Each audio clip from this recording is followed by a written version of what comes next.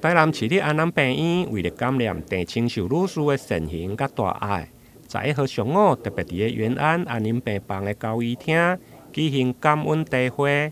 现场邀请郑女士的亲友甲照护的医护人员，共同追忆郑清秀女士伫住院期间的点点滴滴。现场还佫有安宁病房的主任陈宏宇医师的钢琴演奏，场面温馨。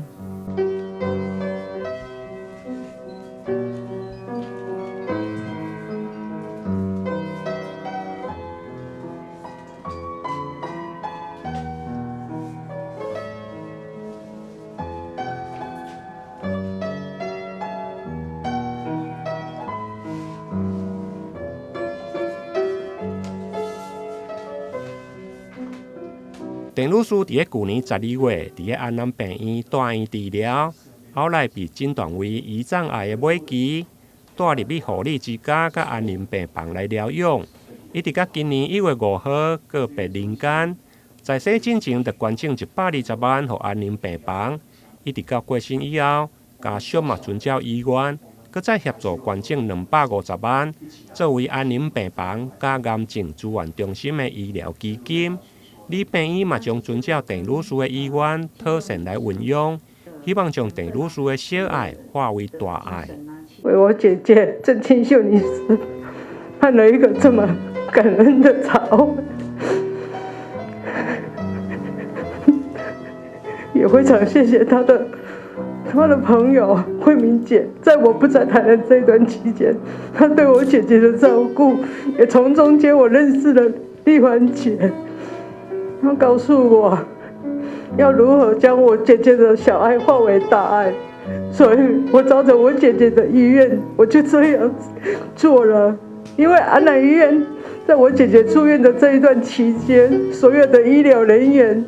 非常细心的照顾我姐姐，让我感同身受。今天我把我姐姐的小爱化成大爱了，我也完成她的心愿。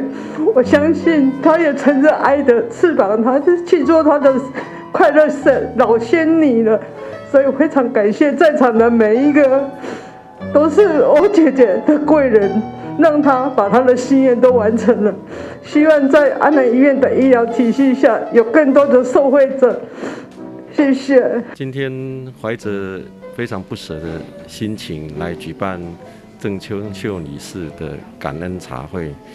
我想，我认识郑女士是在别的医院的时候，她那时候还身体非常健康。那后来在安南医院的时候，有一天我在走廊上看到一个坐轮椅的女士，一直对我鼓掌。那我那时候也被她吸引住了，就停下脚步，回头一看，就是郑女士。